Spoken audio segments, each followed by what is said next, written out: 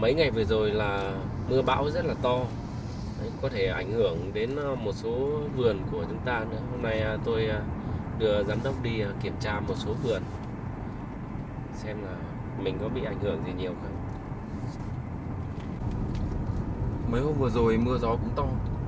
Tôi cũng đang rất lo là các nhà vườn còn lại của mình có bị ảnh hưởng hay không. Thấy một số người nói thì người dân bị ảnh hưởng rất lớn đấy. Trong khu vực này thì bị ảnh hưởng nhiều hơn. Còn một số vườn của chúng ta ở khu ngoài thì vẫn ổn định thôi. Nhưng mà một số vườn ở trong này thấy các anh em báo lại là cũng thiệt hại khá là nhiều. Lát nữa chúng ta xuống xem trực tiếp xem như nào. Anh đưa tôi đến nói nhé. Rồi.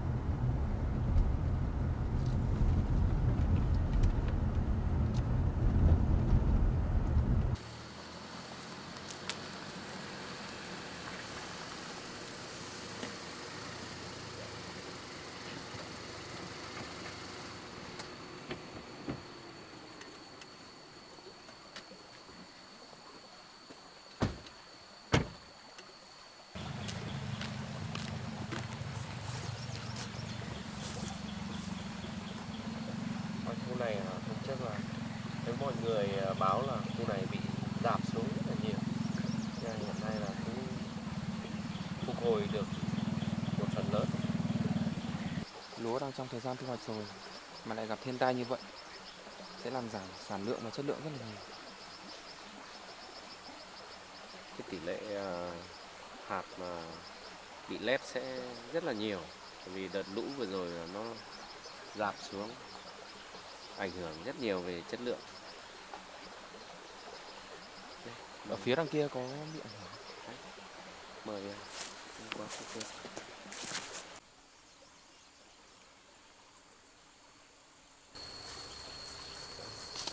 Ngô bị ảnh hưởng rất lớn. Lạc cũng bung hết cả gốc lên rồi.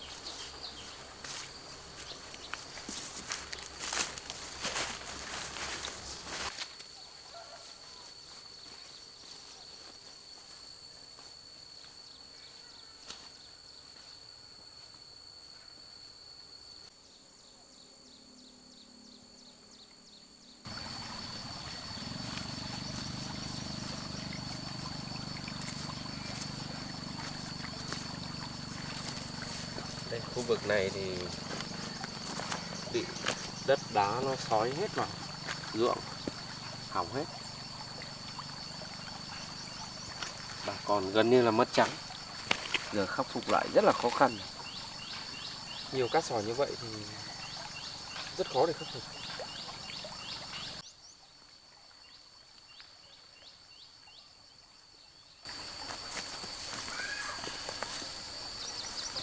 Những cây lúa này vẫn còn đang xanh mà bị rạp hết như thế này là gần như là không thu hoạch được gì.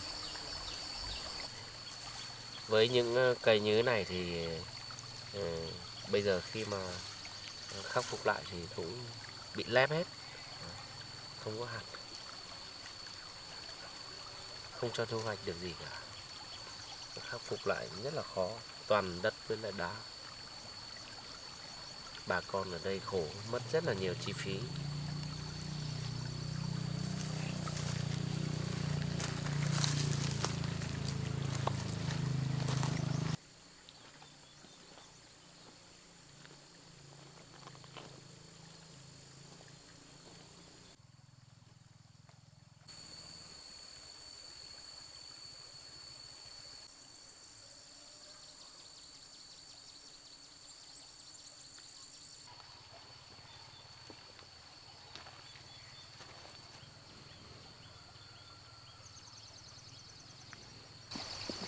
Đây, những cái cây này là để chắn sóng và chắn nước, nhưng mà do cái lượng nước dồn về đây rất là nhiều và mạnh cho nên là bị bật hết gốc.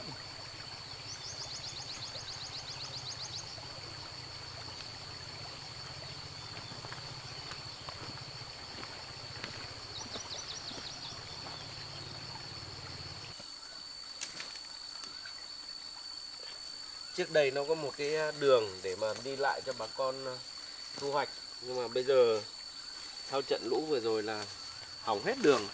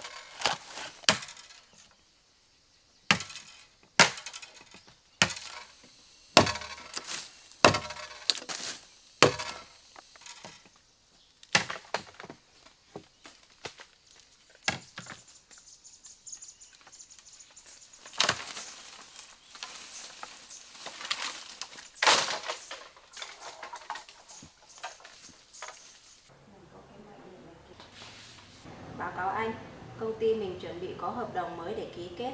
Em đã gửi bản dự thảo qua Gmail, anh có thể xem qua ạ. Được rồi, tôi sẽ xem sau. Vậy còn hợp đồng bên phía công ty anh Tony thì sao? Đã tiến hành đến đâu rồi? Bên anh ấy có yêu cầu gì mới không? Báo cáo anh là bên anh Tony không có yêu cầu gì ạ. Còn về hợp đồng thì vẫn như trước. Bên anh ấy chỉ yêu cầu về tiến độ giao hàng và chất lượng sản phẩm ạ. Vậy thì tốt rồi. Phía anh Tony là đối tác lớn của công ty chúng ta. Tôi muốn phải thật theo sát hợp đồng và không được phép thất bại. Mà hôm vừa rồi mưa nhiều, tôi thấy người dân người ta bị thiệt hại rất lớn. Công ty chúng ta có bị thiệt hại gì không? Báo cáo anh là trang trại và nhà vườn của mình cũng bị ảnh hưởng nhưng không có thiệt hại ạ. Vậy thì tốt. Hôm vừa rồi tôi với anh Hùng có đi khảo sát ở một số cánh đồng của nhân dân. Thấy người dân bị thiệt hại rất lớn. Một số khu vực bị mất trắng. Công ty chúng ta đóng trên địa bàn cũng nên có một phần trách nhiệm hỗ trợ giúp đỡ người dân khắc phục hậu quả. Vậy tình hình công ty chúng ta dạo này thế nào? Tài chính có đáp ứng được không? Báo cáo anh là công ty của chúng ta đã tăng trưởng dần ổn định ạ. Bên phía chính quyền cũng có chương trình hỗ trợ cho người dân về bão lũ vừa qua. Công ty chúng ta cũng có thể đồng hành và hỗ trợ người dân để vượt qua khó khăn ạ. Vậy khi nào bên chính quyền sẽ tổ chức hoạt động hỗ trợ người dân? 2 ngày tới bên chính quyền sẽ ủng hộ phát gạo cho người dân ạ. Vậy cô đi liên hệ bên đó để chúng ta cùng đồng hành hỗ trợ nhé. Dạ vâng ạ. Thôi cô đi làm việc của mình.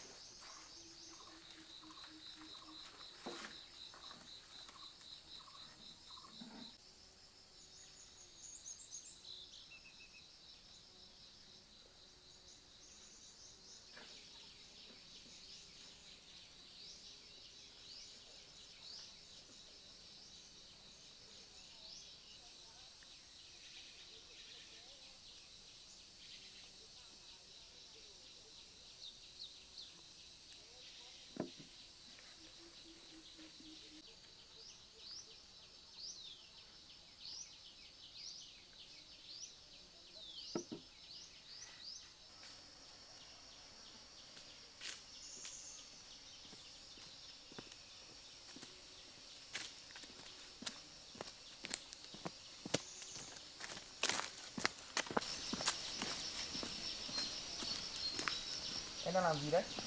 Anh David ạ. Em ngồi đây uống nước anh ạ.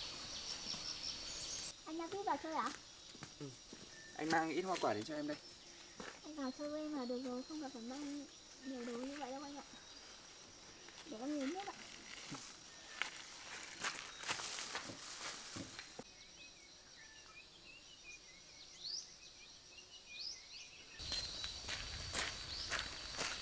Anh uống nước đi ạ.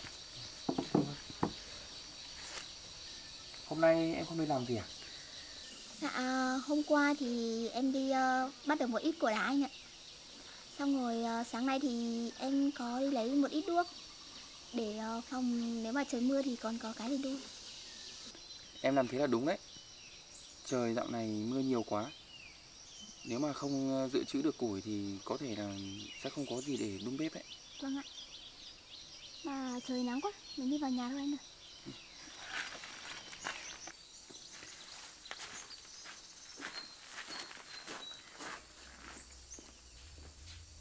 Thời tiết hôm nay khá là đẹp. Có thể có nắng đấy. Nhưng dự báo là mấy hôm nữa lại mưa em ạ. Em ở đây là phải chú ý đi nhé. Vâng ạ. Trời mấy hôm nay cũng mưa suốt đấy. Thế là em cũng không đi làm được gì. Em chỉ quanh quanh nhà phát dọn, xong rồi nuôi vịt, bón phân cho cây rau. Mà anh thấy nước hồ cũng dâng lên khá cao rồi. Em đi tưới rau thì cũng phải để ý đấy. Dạ. Cẩn thận sạt lở. Hôm qua em cũng lên khe suối ấy, bắt được mấy con cua. Cua này thì nó có từ mùa mưa nó mới có anh ạ. Còn mùa khô thì nó hay chui vào hang. Hôm qua em cũng may mắn đấy, bắt được mấy con to lắm. Anh có xem ạ? Thế à? Vâng. Tí cho anh xem. Vâng. Anh có thích ăn cua không? Anh thì anh cũng ít ăn thôi. Cua mùa này thì nó không béo như mùa khô nhưng mà ăn vẫn ngon anh ạ. Mà lần sau khi trời mưa em hạn chế đi ra ngoài đi nhé. Dạ vâng ạ. Đường thì trơn trượt, dễ gặp nguy hiểm lắm đấy. Em cũng quen rồi anh ạ. Hồi bé thì em cũng hay lên rừng nhiều lắm anh ạ. À, để em lấy cua cho anh xem nhé. Anh ngồi đây đợi em.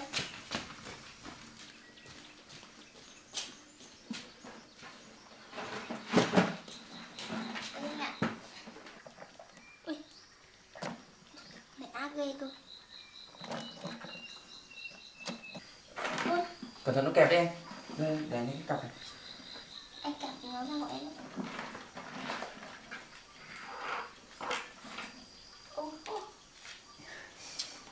Cô này càng nó to ghê nha. Cua này to thật đấy. Lâu lắm rồi anh cũng không nhìn thấy cua núi mà to như thế này. Cô này nhìn chắc béo nha nè.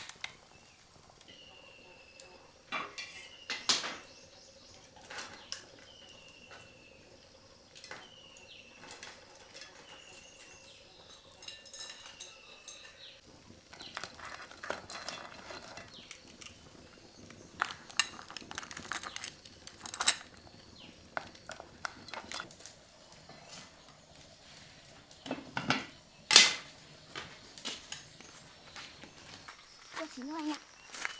Nhanh vậy em.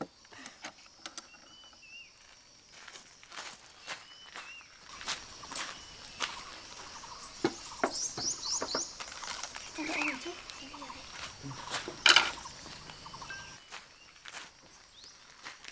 Anh muốn chấm à?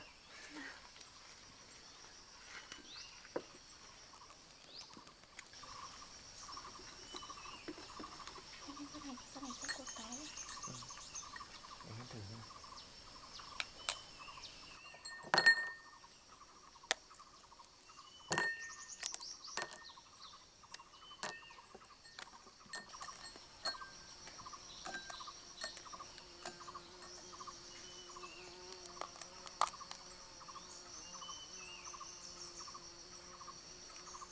Cô là chắc là béo lắm đấy. Béo anh ạ. Cô cái này là béo hơn anh ạ.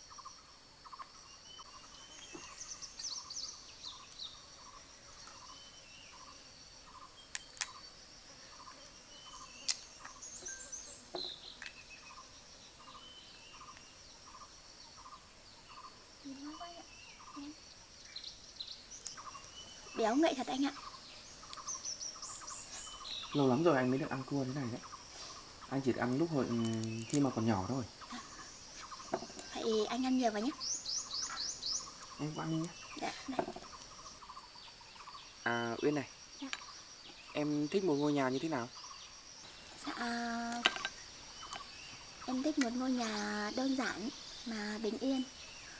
Ở đấy có vườn, có chuồng trại để mình chăn nuôi. Thế là đủ rồi ạ. Em không cần gì nhiều. Vậy ngoài các công việc hàng ngày thì em còn có dự định làm công việc gì khác không? Hiện tại thì em chưa nghĩ đến anh ạ. Nhưng mà em sẽ tìm một công việc nào đó để làm. Chú ở trang trại này thì em nghĩ cũng không ổn lắm anh ạ. Nếu hiện tại em chưa có việc gì làm thì có thể ra khu nhà vườn của anh để làm. Khu nhà vườn có mái che nên nắng mưa sẽ không bị ảnh hưởng nhiều đâu.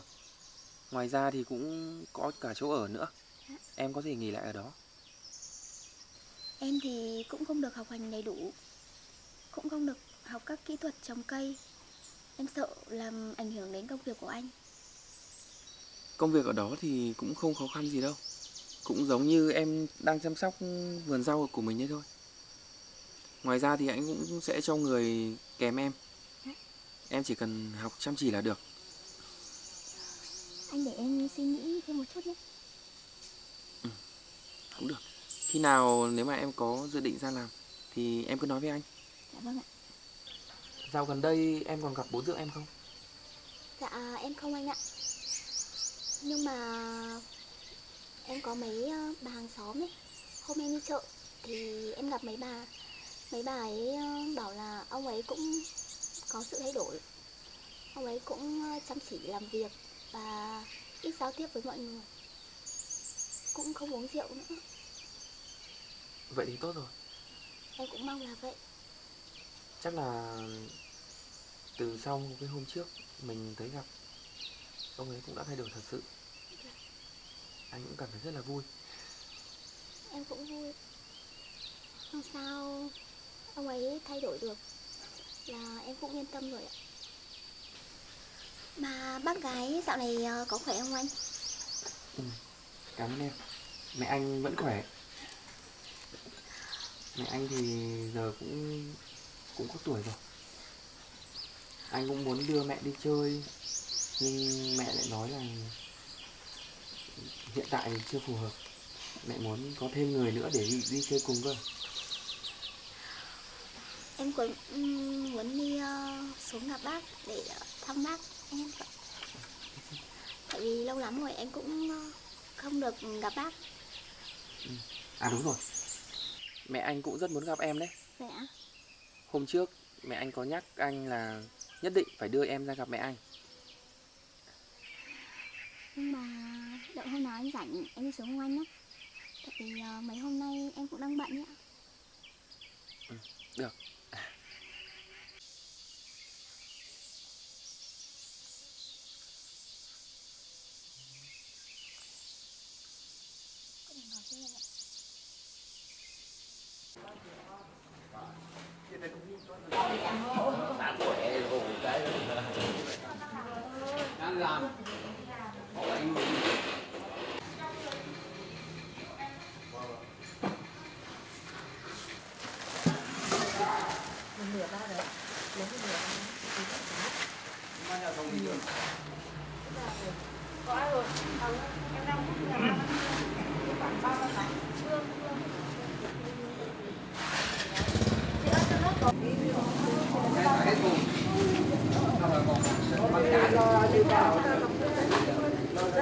Vâng.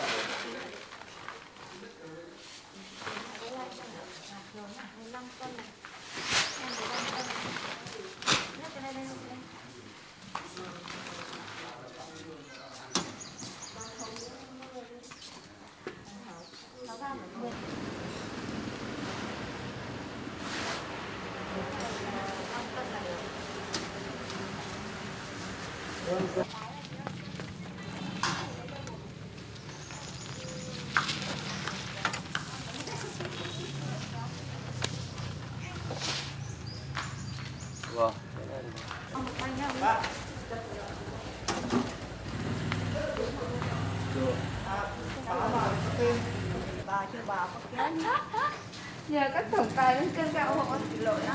Phùng có cái phùng thịt lợn đó. Bà ông Trần Thị Thanh. Ăn ngủ trưa. Không biết. 3 khẩu 45 cân đây, các chị cháu này.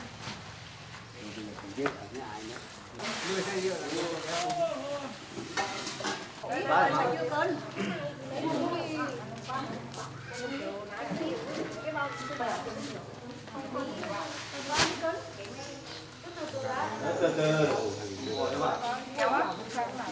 Từ từ vào ơi.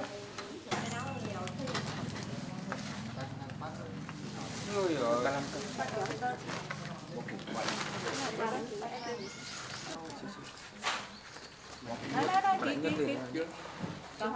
Xem Hoàng đâu?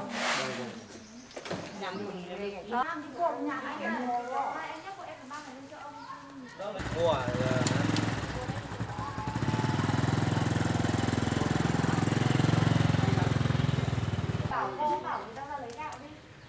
Chị báo mọi người. Vâng, chị báo mọi người ra luôn giúp em nhé.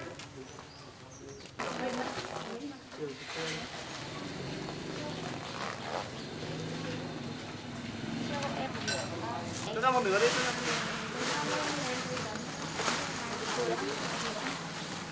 Đủ 25 nhá. Bên kia nhìn dân đủ 25 thì bảo dừng nhá. Nó phải ba đứng. Một nửa, một phần năm, không có tập. Không biết nó tới Khánh vừa. Thế cái làm ngủ. Đây, 75 cân của anh đây anh ơi. Sơn Khánh này, đây là Sơn Khánh à. Sơn Khánh cái này. Đây chị kéo ở trong kia ra 2 bao.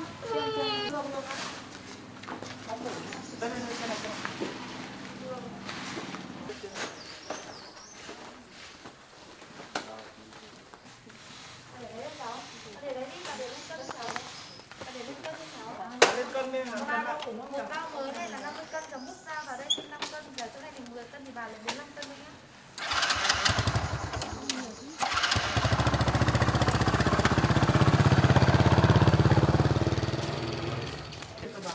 Buộc thì nó ai ơn, nó kia thì buộc là ấy quá, nó đổ chuột, nó không. Các bạn để cái này để làm trước gì? Buộc cho nó ấy ra mà buộc cho nó chắc chắn.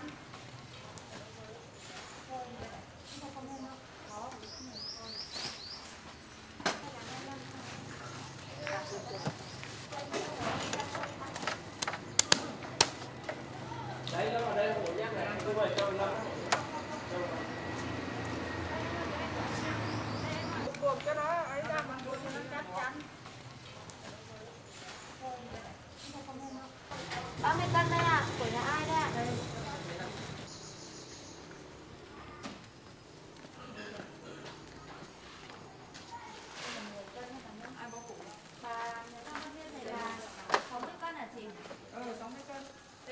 Lấy nhá. Cái này của ai? Chị bảo ở đây làm gì nữa? Còn cái này hả? Ai? Đây. Đang con chung liệu nào một khẩu? Nấu khoảng 4 cân. Tên họ tên mà.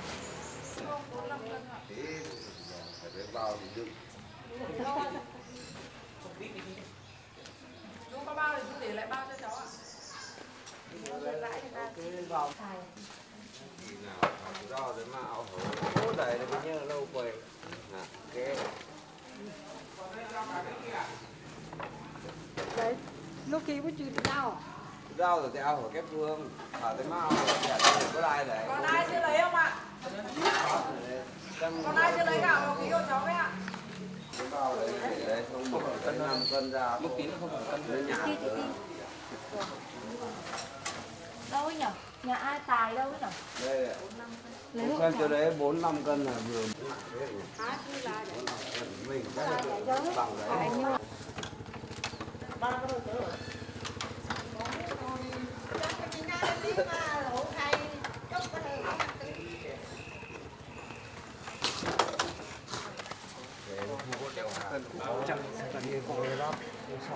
Trận nước trơn.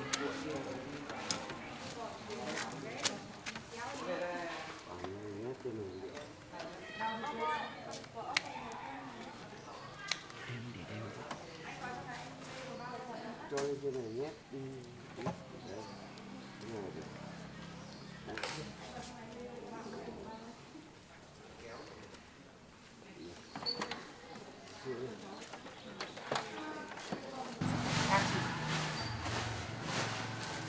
Nhớ hôm nay có gì để làm không? Thì nhiều chị lo lắng là Ai đi là Ông chụp cái này chắc gì hết rồi. khách coi.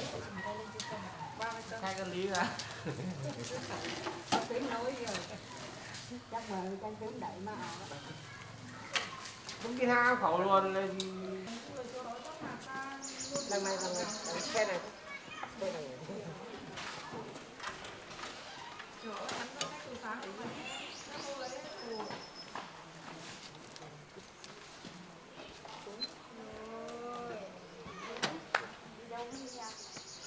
Em ơi,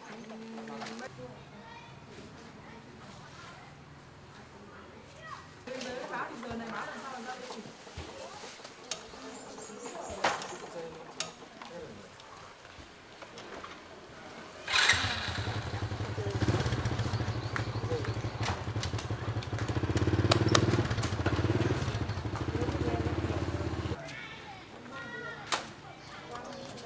Cảm ơn nhá. Với lại sang bên kia. Quay lại để ăn.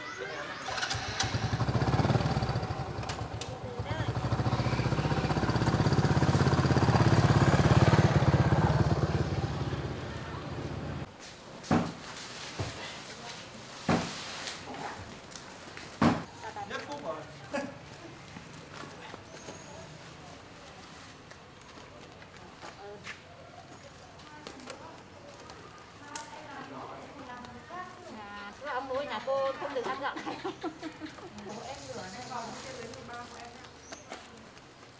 Lấy một bao nhá. Lấy một bao thôi.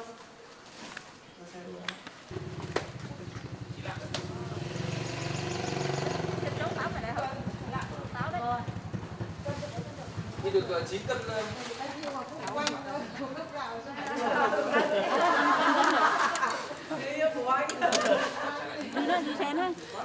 Cứ ngồi lên đi, nồi hẳn lên xe lên mà đặt cái này lên.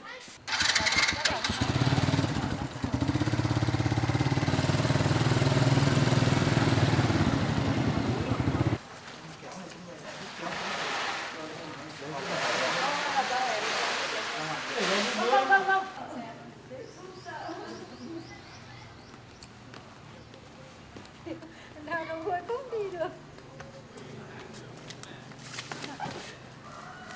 Chị cứ lên xe lên em chỉ nhé. Chị cứ lên xe.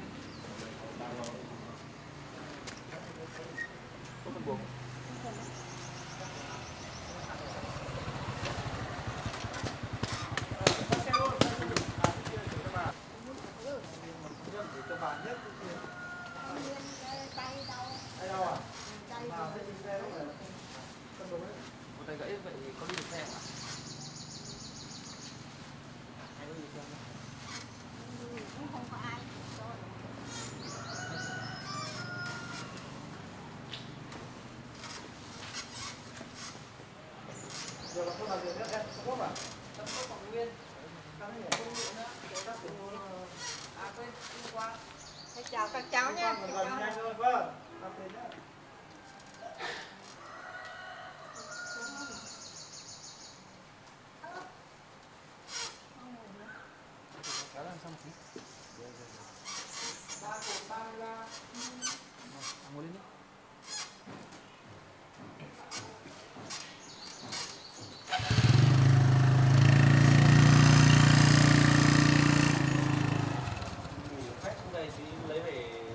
Cái nhiều này thì chị đến không biết này. Từ chia gạo cho đến sao lại dùng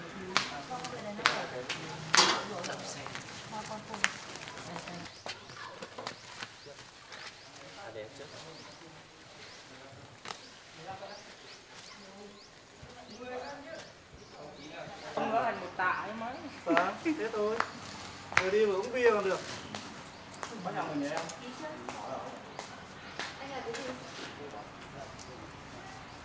Đọc tên em có không biết đâu lại có.